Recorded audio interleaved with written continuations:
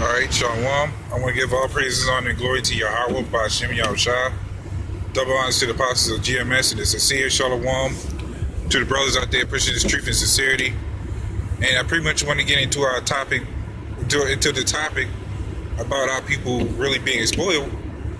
Even the case, I mean, even in the truth, we are still technically spoiled, even though we still try to push away from it.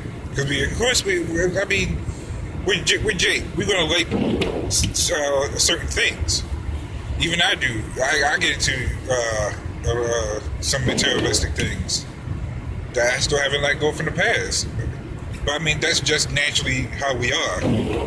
But we ain't that spoiled to the point we throw our lives away for it, like how Jake does with shoes or some other worldly things, especially throwing their lives away for their women. Like Jake would literally do that. They would throw their lives away for their own woman, especially if she ends up cheating or some other shit. They'll forgive them and they'll keep letting the bitch do it. But the reason I want to get into this is because, like I said, we are technically spoiled, not on a high level like Jake are, like these 2/3 are, because we've been so imprisoned into the society that we want a better way of life, but we still like some of the things that we have going on.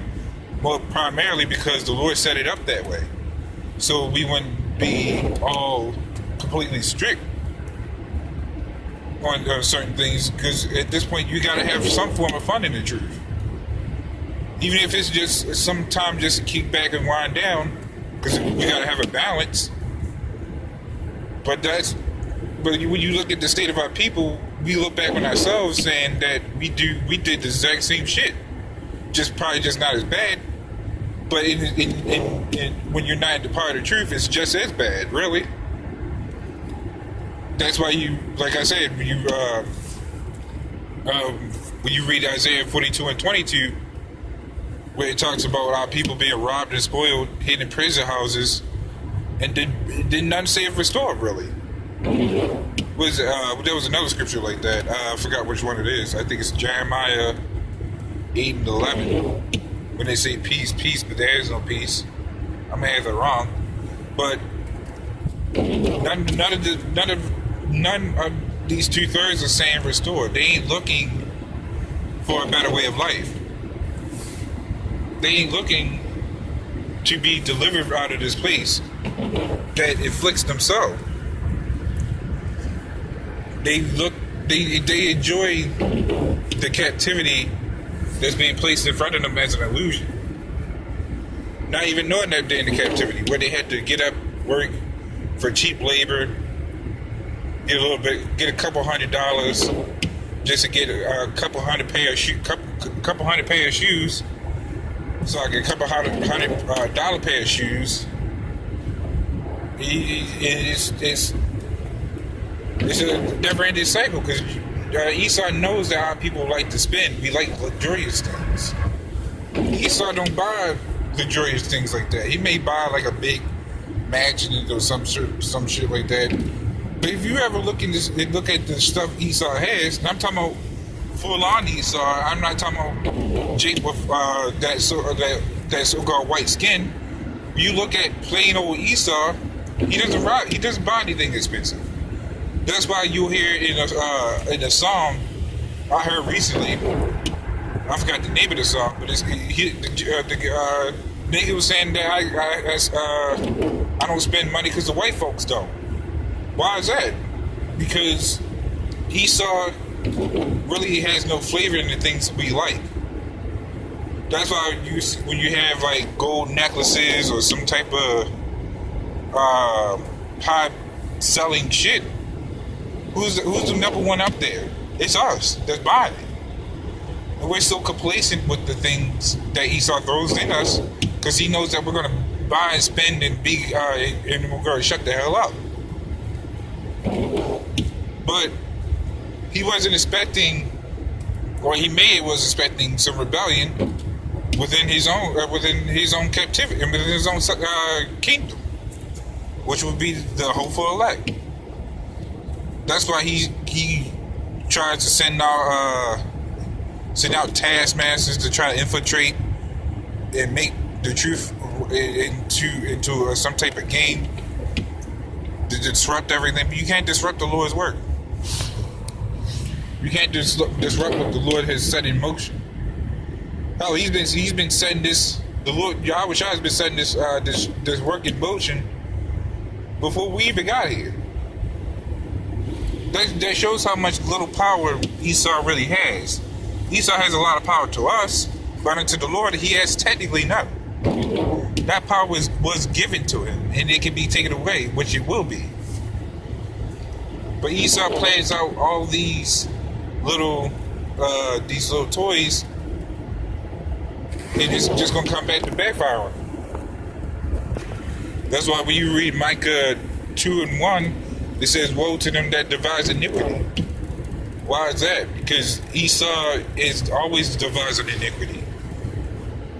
He works evil upon his bed every morning, every time of the day, every time of the night. He's always working these evils, and that's why we gotta pray constantly, because them demons can attack us in any given moment. The demons could literally do anything if we're not praying to the Lord.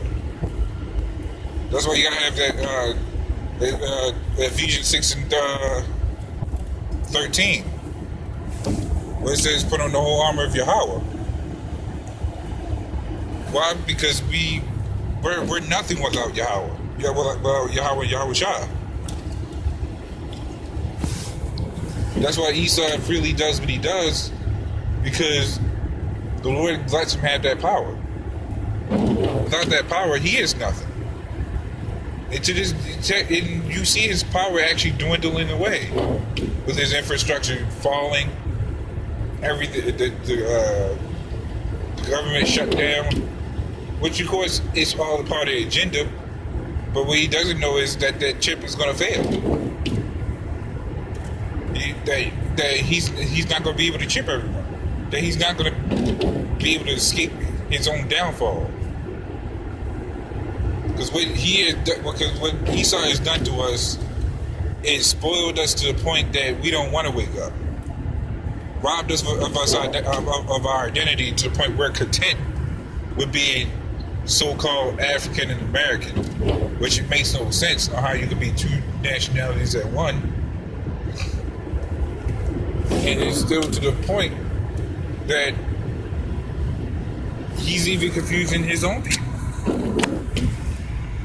Because now we're in Babylon, the land of confusion, where you confuse literally everything and everybody. The animals, the way life is supposed to be growing. We ain't supposed to be living like this. We ain't even supposed to be living next to each other. We're not even supposed to be near that damn close. Oh, I took a trip over to Minnesota with the family, and there was nothing but lands over there. Land that could have been more, that was easily spread it out. And yet we are living so damn close to each other. We shouldn't even be needing to do that. But that's why Esau's got to pay, because he's the one who has us clamped up. And it's no wonder why we're so ready to kill each other too. Because not only are we spoiled, we so cluttered together that we don't even have our own space. We don't have nothing to ourselves. It's bad enough that Esau robbed us of our identity, and now we're literally bunched up like it's another prison. We have Esau sets up a jail prison, which is super cluttered, but then he sets out an outer prison, whereas you still had to pay to get from A to B. From driving to state or trying to fly out of the country or some other shit. You're never free And Esau plans that shit. That's why this place needs to be destroyed. When you read Malachi 4:1, where it plainly says that the proud should be stubble and shall be burnt up. That not only goes for Esau, but 2/3 of our people, because our people will side with Esau. I